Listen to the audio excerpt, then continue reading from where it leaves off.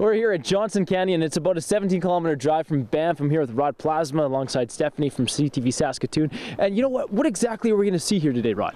We're going to be doing an ice walk through Johnson Canyon. There's going to be a lot of ice flows that we're going to see. There's a lot of water moving even this time of year with the cold. And at the end of the walk, there's a beautiful waterfall that you have to actually walk through a little tunnel to get the best view of. Now, I understand you can come up here as well in the summertime too, but it's really nice in the wintertime. Oh, it's gorgeous in the wintertime. We get a lot of ice, as I said. The rock here is limestone, which is very porous, a lot of water flowing through the rock, so it's coming out of the sides of the canyon, and we're getting all sorts of ice falls. As a matter of fact, it's a very popular spot for ice climbers, and if you've been here about 15 minutes earlier, a group just went out with ropes and crampons, the whole thing, and they're going to be climbing some of these flows. It's a little further up, so you probably won't see them, but it's a very popular area for that. Tell us about these shoes too. Is this recommended to wear these? In the wintertime, this is a very popular spot. As you can see, there's snow on the ground, and because so many people are walking through here, the trail can get a little bit slippery sometimes. So these are actually ice cleats. They've got little studs in the bottom, just like studded snow tires.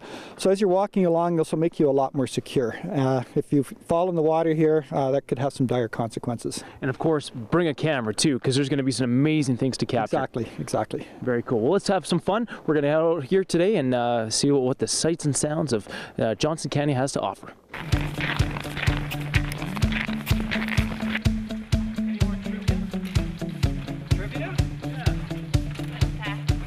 So Rod, how old is this canyon? Well, the canyon itself was formed probably about 12,000 years ago. It started at the end of the last ice age.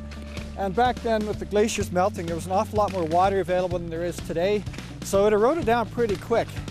So when you compare the canyon here to, say, like Grand Canyon, it's a lot not as deep.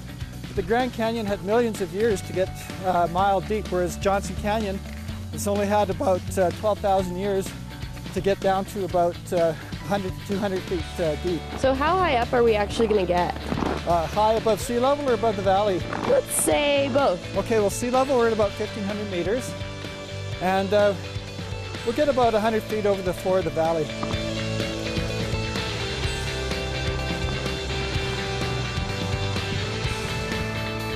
So Rod, this is what everybody comes up here for, isn't it? Yeah, this is the lower falls, and if we have more time today, there's also an upper fall, which is about twice as high as this. And the upper falls, is that where everyone goes ice climbing? Yes, that's, well, it's very much like this, but the cliff walls are a little higher, and they're covered with sheets of ice, and all that ice actually percolates through the bedrock in this area, and just forms curtains of ice all along the canyon. What can you tell us about this tunnel?